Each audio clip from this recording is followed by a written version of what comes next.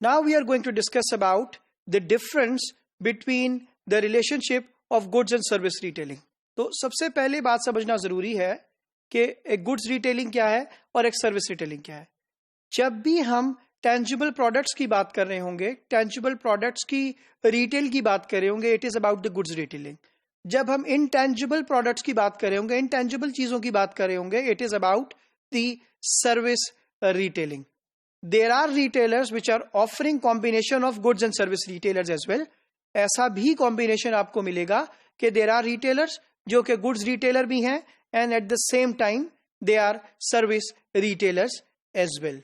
तो कौन कौन सी काइंड्स ऑफ सर्विस रिटेलिंग हमारे पास हैं? अगर हम सर्विस रिटेलिंग को डिस्कस करते हैं in detail, because goods retailing we have already discussed lot. तो सबसे पहले कौन कौन सी टाइप्स हैं?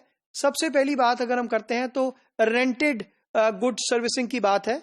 ये बेसिकली वो प्रोडक्ट्स हैं जो कि रेंट और use tangible goods for specific period of time. For example property का रेंटल की बात हो रही है. सो अगर आप रिटेलिंग में इन्वॉल्व हैं जो कि रेंटेड गुड्स के हवाले से है, फॉर एग्जांपल कैसेट्स हैं, फॉर एग्जांपल सीडीज का रेंटल है, फॉर एग्जांपल डीवीडीज का रेंटल है, तो ये वो रेंटेड गुड्स हैं जिसकी retailing is a separate service retailing business. Then own goods services repair made for goods की हवाले से है, जहां पर ऑब्जेक्टिव ये है कि आप सर्विस रिटेलिंग के अंदर इन्वॉल्व तो हैं बट ओन गुड्स सर्विसेज की बात हो रही है.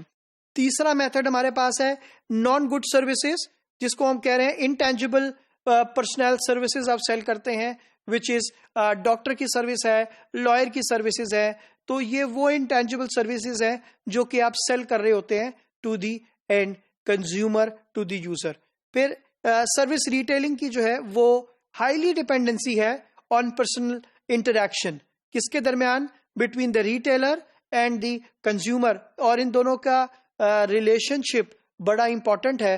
जितनी ज्यादा वर्ड ऑफ माउथ, जितनी ज्यादा कम्युनिकेशन इन दोनों के दरमियान डायरेक्ट होगी, उतना ज्यादा इफेक्टिवनेस इन रिलेशनशिप को आप अचीव कर सकते हैं. अगर हम बात करेंगे कैरेक्टरिस्टिक्स की सर्विस रिटेलिंग के, तो 4 मेजर कैरेक्टरिस्टिक्स हैं सर्विस रिटेलिंग के. सबसे पहले जो सर्विस इंडस्ट्री है, इंटेंजिबिलिटी का फैक्टर है, देन इनसेपरेटेबिलिटी का फैक्टर है, देन पेरिशेबिलिटी का फैक्टर है, एंड देन वेरिएबिलिटी का. तो ये जब सर्विस रिटेलिंग की बात होगी तो वो इंटेंजिबल, इनसेपरेटेबल, पेरिशेबल एंड वेरिएबल की चीजों की बात हो रही होगी, वेरिएबल गुड्स के हवाले से बात हो रही होगी. So let us discuss quickly the characteristics one by one. सबसे पहले अगर हम बात करते हैं इंटेंजिबिलिटी की, तो इंटेंजिबिलिटी के हवाले से हमारे पास कोई भी, अगर आप ऑब्जर्व करेंगे तो नो पेटेंट प्रोटेक्शन पॉसिबल होता है इस तरह की सर्विसेज का. डिफिकल्ट टू डिस्प्ले या कम्युनिकेट सर्विस बेनिफिट्स. आप किसी को because service benefits directly communicate नहीं कर सकते हैं, डिफिकल्ट टू डिस्प्ले होता है, कोई बोर्ड लगा के कोई चीज करके आप, तो दैट इज इंटेंजिबल. सर्विस की प्राइस डिफिकल्ट होती है सेट करना इस केस के अंदर, बिकॉज आप कोई टेंजिबल प्रोडक्ट नहीं देख रहे हैं.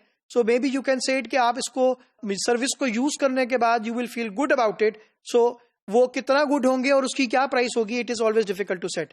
Quality judgement is subjective and some services involve the experience also और the performances also. So intangibility के हवाले से ये वो सारे पॉइंट्स हैं जो कि कंसिडरेशन में आते हैं. दूसरी बात अगर हम करते हैं दैट इज अबाउट द इनसेपरेटेबिलिटी. तो जो सर्विस रिटेलिंग है इसमें प्रोडक्ट को आप अलग नहीं कर सकते हैं, सर्विसेज को आप अलग नहीं कर सकते हैं फ्रॉम द प्रोडक्शन. तो consumer may be involved in service production. जिस तरीके से गुड्स रिटेलिंग के अंदर है, customer is never involved in goods production. However in services the consumer is involved और may involved in service production. Centralised mass production is always difficult, because हमने बात की कि यहां पर ज्यादातर पर्सनल इंटरेक्शन है and customer loyalty may rest with employees. क्योंकि अगर आपका एक बंदा, एक एम्प्लॉई एक पर्सनल छोड़ के चला जाता है तो कस्टमर की लॉयल्टी उस एम्प्लॉई के साथ है, उसकी लॉयल्टी आपके साथ एज ए रिटेलर नहीं है, because services are normally personal dependent और उसकी डिपेंडेबिलिटी लोगों की वजह से होती है. फिर देन जो सर्विसेज हैं उसमें पेरिशेबल की बात है कि इसकी आप इन्वेंट्री नहीं कर सकते हैं. सीजनैलिटी के इफेक्ट कैन बी सिवियर, हो सकता है, और planning employ schedule can be complex because the services are perishable. तो ऐसा गुड्स के केस के अंदर यू कैन नो के these are the peak hours and less peak hours, but इस केस के अंदर planning schedule can be complex. Of course it is possible to make, but it can be complex. Last part जो इसके अंदर है characteristics of service retailing के अंदर, the fourth part is the variability of services, because standardization and quality controls are hard to achieve. Customer experience of customer A can be different from the experience of customer B. So standardization is not possible or is very hard to achieve. Then services may be delivered in different locations beyond the control of management. Customer may perceive variability even when it does not actually occur. Because it is about service, हो सकता है पहली दफा जब customer ने आपके साथ experience किया हो, उसको बहुत अच्छा फील हुआ हो. जब सेकंड टाइम आपने उसको सर्विसेज दी हैं, फॉर एग्जांपल टेलर की सर्विसेज हैं, फॉर एग्जांपल बार्बर की सर्विसेज हैं, so at that point of time maybe he was not a satisfied customer at that point of time. तो सर्विस रिटेलिंग के अंदर जब हम बात करेंगे तो the nature of relationship with the customer would be different, the experience with the customer would be different, the satisfaction of the customer may vary because of the intangibility, because of the variability, because of the perishability, and because of the inseparability.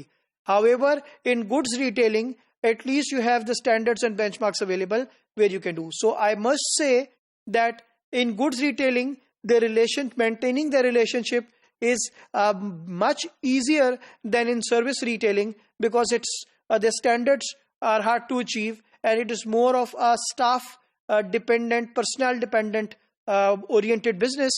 So of course the retailer has to sacrifice a lot in this case if the personnel will leave. तो दोनों cases के अंदर relationship बड़ा important है customer के साथ, और retailer की एक अच्छी पैरामीटर के ऊपर उसकी अच्छे प्रॉफिटेबिलिटी के लिए, एक अच्छे टर्नओवर के लिए, एक अच्छे ट्रैफिक के लिए जरूरी है कि वो रिलेशनशिप को बिल्ड करे, रिलेशनशिप को इम्प्रूव करे. बेशक ही is dealing into service retailing और बेशक ही is dealing with goods retailing.